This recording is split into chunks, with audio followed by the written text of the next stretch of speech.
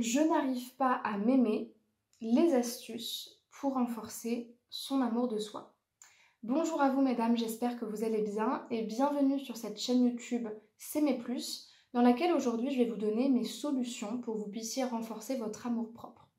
Si vous me connaissez ou si vous ne me connaissez pas, vous savez que je suis Chloé Mercade, je suis maître praticienne en PNL, praticienne en hypnose, coach dans les relations amoureuses et que finalement l'outil principal avec lequel je travaille pour améliorer les relations amoureuses de mes clientes ou justement transformer leur rapport aux hommes pour qu'elles aient des rencontres qui soient fiables et qui soient belles au lieu d'avoir des rencontres et des schémas qui se répètent constamment, c'est le travail sur l'estime de soi. Quand on parle d'amour de soi, en fait on parle d'un pan de l'estime de soi puisque le premier qui est le plus important et qui est le plus déterminant, c'est l'amour de soi. Ensuite on a l'image de soi et la confiance en soi qui sont des piliers interdépendants mais qui sont très importants. Et justement, c'est en travaillant sur votre amour propre que vous allez pouvoir avoir de meilleures croyances par rapport à vous-même, une meilleure estime de ce que vous êtes, de votre valeur, et donc ça va vous permettre de vous sentir globalement mieux dans votre vie, dans votre corps, mais aussi de percevoir différemment votre quête de vie, vos objectifs, vos missions, et également votre position dans vos relations.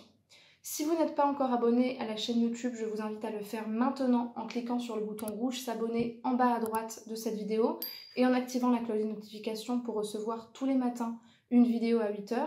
Et puis si vous n'avez pas encore téléchargé la formation offerte Incarner la femme sensationnelle, lumineuse et unique qui l'épousera, eh bien c'est le moment de le faire pour pouvoir commencer à travailler sur votre estime de vous-même appliquée aux relations amoureuses dans une formation qui est totalement offerte. Et pour le faire, c'est dans la description de cette vidéo, vous avez un lien qui correspond, vous cliquez dessus, vous remplissez le formulaire et ça vous permet d'accéder directement à cette formation. Pour renforcer l'estime de soi, j'avais en fait envie de vous raconter un exercice que j'ai donné à une de mes clientes, que je vais appeler Sophia, et qui est tout bête et qui en fait est hyper puissant parce que toutes les pratiques pour renforcer l'estime de soi viennent finalement de ça. Donc c'était une dame qui faisait un travail sur la dépendance affective et justement qui avait besoin d'apprendre à s'aimer. Et pendant plusieurs séances, elle fait toutes les choses qu'elle doit faire, elle voit que les choses s'améliorent, elle avance, mais elle avance pas complètement. Parce qu'il y a quelque chose qu'elle répète, c'est qu'à chaque fois elle a besoin d'être en relation et elle prend jamais de temps pour elle. Et un jour, je lui dis, écoute Sophia, ce que tu vas faire, c'est que tu vas aller sur ton balcon, tu vas prendre ton ordinateur, puisqu'on était en visioconférence, je vais éteindre ma caméra, mon son, tu vas éteindre ta caméra et ton son, et puis tu vas prendre 5 à 10 minutes pour être avec toi-même, pour observer le paysage aux alentours, les fleurs sur ton balcon, sans fumer, sans rien, juste pour te retrouver envers toi-même. Et je peux vous assurer que pendant 5-10 minutes, ça a été très long pour elle, surtout de ne pas avoir de cigarette, et de se retrouver face à elle-même en devant justement se rassurer. Elle devait aussi écrire sur son carnet pour écrire toutes les pensées qu'elle avait, pour se rassurer, pour s'apporter un réconfort. Quand elle sentait qu'elle avait besoin de présence, elle pouvait se faire un câlin. Et au bout des 10 minutes, elle a eu un déclic qu'elle n'avait pas eu dans les quelques séances qu'on avait fait par ailleurs, parce qu'en fait, le fait de se retrouver face à elle-même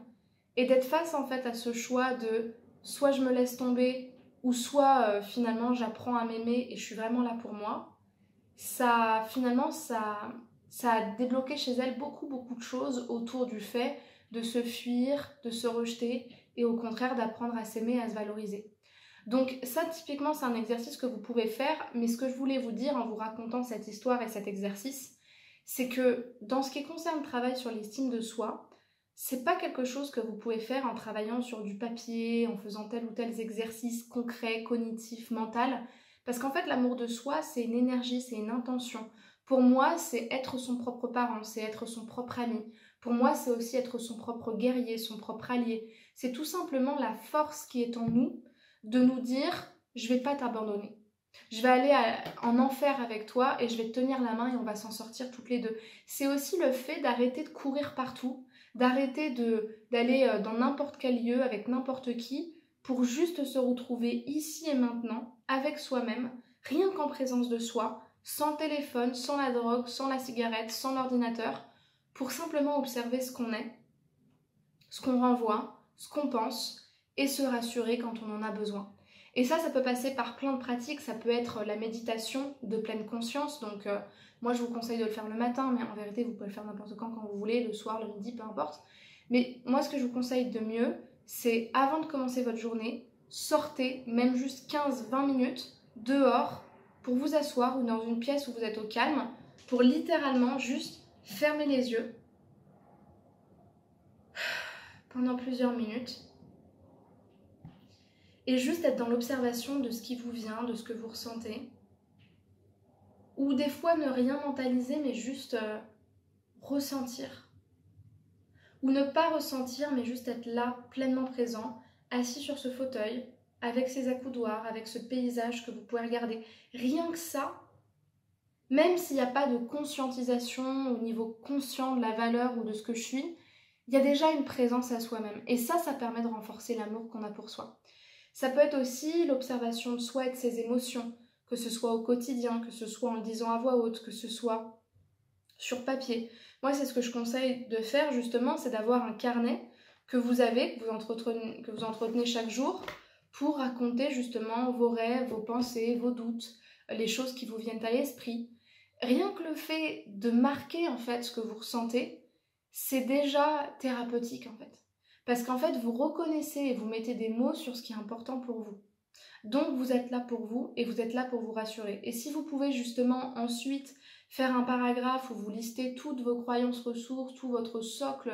de soutien interne en mode « mais non, t'inquiète, on va s'en sortir, et ça, tu peux penser ça, et au lieu de voir ça, tu peux voir ça », c'est déjà thérapeutique. Mais ce qui va être le plus important quand vous voulez renforcer votre amour de vous-même, c'est d'apprendre à apprécier votre compagnie au quotidien. D'arrêter d'être constamment ce qu'on appelle branché externe, c'est-à-dire c'est bien d'être dans l'observation, hein, d'observer tout ce qui se passe autour, mais d'être plutôt branché à l'intérieur de vous, c'est-à-dire qui je suis, qu'est-ce que je ressens, qu'est-ce que je fais, qu'est-ce qui est important pour moi, et comment je vais pouvoir m'accompagner. Et rien que d'avoir cette conscience interne de voilà ce que je suis à ce moment-là, ce à quoi je ressemble, les difficultés que je rencontre, rien que cette attention qu'on se porte exactement comme un parent à son enfant ou comme un ami à son autre ami, c'est déjà de l'amour de soi-même parce que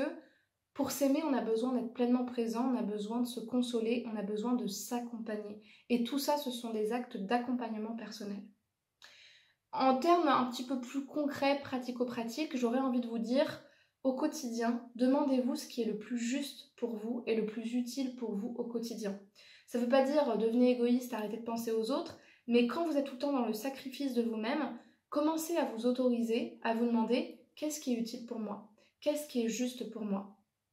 Observez aussi vos croyances, c'est très très important, et remettez-les en question, surtout quand ce sont des croyances culpabilisantes ou qui vont justement saper votre morale ou votre énergie. Et de manière générale, apprenez à vous choisir.